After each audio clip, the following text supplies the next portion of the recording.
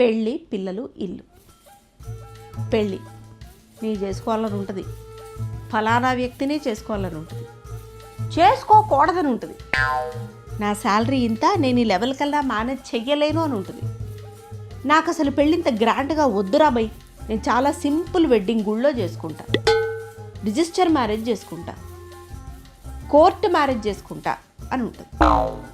వచ్చేస్తుంది ఇంకా సొసైటీ. ఆ సొసైటీ ఎవరు?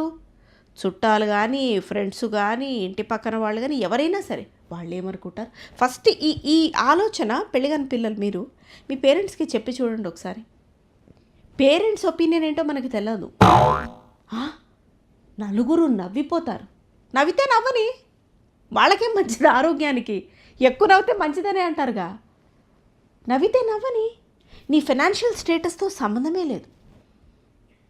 నువ్వు నెలకి ఎంత సంపాదిస్తున్నా, నీ ఫైనాన్షియల్ స్టేటస్ ఎంత ఉన్నా, నువ్వు ఇంతమంది పిల్లల్ని కనాలి, అందులో ఇంతమంది మగపిల్లలు అయి ఉండాలి, వాళ్ళకి ఇలా పెళ్లి చేయాలి, ఈ చదువే చదివించాలి, ఇలాగే ఉండాలి.